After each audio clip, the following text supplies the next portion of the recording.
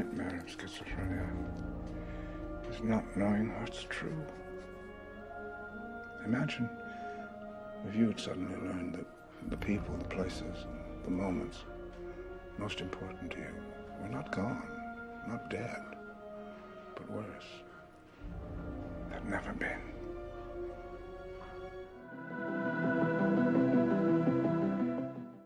A definição atual de esquizofrenia indica uma psicose crônica idiopática, aparentando ser um conjunto de diferentes doenças com sintomas que se assemelham e se sobrepõem. Ela é de origem multifatorial, onde fatores genéticos e ambientais parecem estar associados a um aumento no risco de desenvolver a doença, sendo um distúrbio que afeta a capacidade da pessoa de pensar, sentir e se comportar com clareza. A causa exata desta patologia não é conhecida, mas sim uma combinação de fatores, como genéticos, cerebrais e ambientais, que podem influenciar.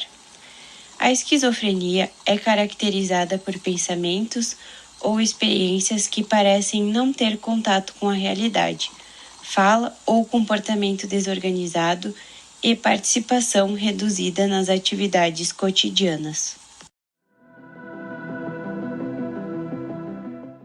Os sintomas desse distúrbio são divididos em positivos, negativos e cognitivos.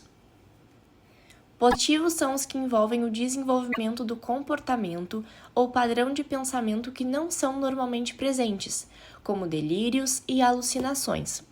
Os negativos envolvem a perda de uma função normal, falta de motivação e dificuldade de expressar emoções. E os cognitivos são os que afetam a habilidade de pensar claramente e dificultam a concentração, memória e atenção.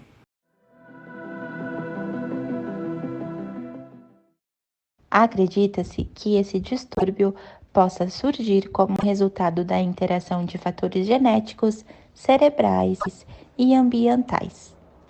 Vários genes em combinação são responsáveis por estas alterações cerebrais. O ambiente, ou seja, as relações vitais que a pessoa estabelece, funciona como fatores que contribuem para que estes genes ligados se ativem e a doença apareça. Algumas pessoas podem ter a tendência de desenvolvê-la com o passar dos anos. Já outras, um evento estressante ou emocional pode desencadear um episódio psicótico. Fatores hereditários. A sua predisposição de ocorrer nas famílias. Parentes de primeiro grau de um esquizofrênico, por exemplo, tem mais chance de desenvolver a doença. Por isso, se um dos pais tiver esquizofrenia, os filhos têm até 10% de chance de desenvolvê-la. Fatores ambientais. A exposição a certas infecções virais, complicações da gravidez e do parto, como o uso de cigarro durante a gestação, o baixo peso ao nascer, a falta de oxigênio durante o parto, são uma das causas para o desenvolvimento deste distúrbio. Outra causa também é o uso de certas drogas psicoativas e psicotrópicas, como a maconha e a metanfetamina, e também condições socioeconômicas. Alterações neuroquímicas. Pessoas com esquizofrenia também tendem a ter diferenças nas substâncias químicas do cérebro chamadas neurotransmissores, como a dopamina e o glutamato, que são responsáveis por controlar a comunicação cerebral. Nelas, eles costumam ser ou muito ativos ou não ativos o suficiente.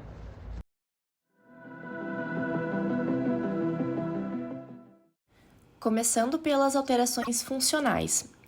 Acredita-se que os sintomas positivos têm o seu local de origem em circuitos mesolímbicos disfuncionais, envolvendo o núcleus accumbens, núcleo neuronal que faz parte do sistema de recompensa.